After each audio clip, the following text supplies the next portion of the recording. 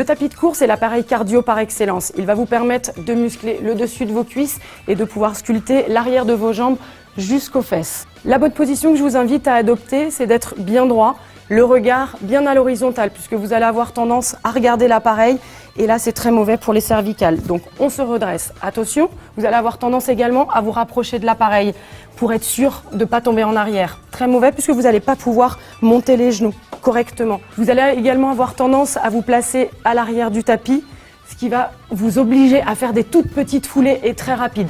La meilleure position, c'est vraiment de se caler au milieu du tapis et pour adopter une course plutôt naturelle. Et comme ça, les genoux vont pouvoir monter correctement, vous allez adopter la bonne position et tous les muscles vont être sollicités correctement. Pour l'entraînement, il va falloir commencer par une phase d'échauffement de 10 minutes. Donc je vous invite d'abord à cliquer sur Start. Vous allez voir, l'appareil va se mettre en marche correctement, les indications s'affichent.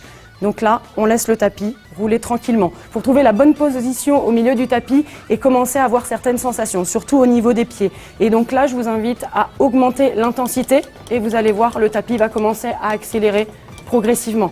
Attention de ne pas aller trop vite, pas au-delà de 3, 4 sur le tapis. Là, je marche doucement, j'adopte ma bonne position et j'y vais tranquillement. Là, c'est ma phase d'échauffement que je vais avoir pendant 10 minutes.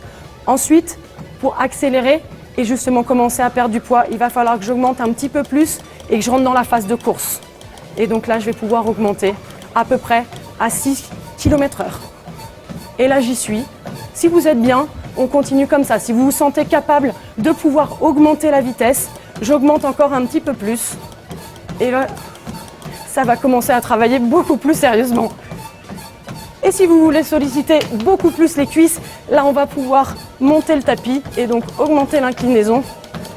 Et là, comme si j'étais en randonnée, et là, j'y vais. Et ça va solliciter mes cuisses.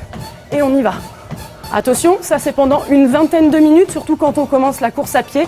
On n'y va pas trop fort. Si vraiment vous sentez que ça monte trop haut, que ça va trop vite, tout de suite, on descend la résistance et l'inclinaison. On n'oublie pas de respirer, on inspire au maximum et on expire pour bien vider tout l'oxygène qu'on peut avoir dans les poumons et trouver son rythme.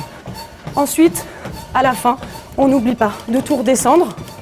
L'inclinaison, on la met à 0. On descend l'intensité, comme on l'était au départ pour la phase d'échauffement, donc plutôt à 2-3 km/h. Et là, on va être sur la phase de récupération. Je suis sur ma phase de récupération que je vais garder pendant 2-3 minutes. Si vraiment vous sentez que vous avez besoin d'un peu plus de temps, n'hésitez pas à rester sur cette phase pendant 5 minutes.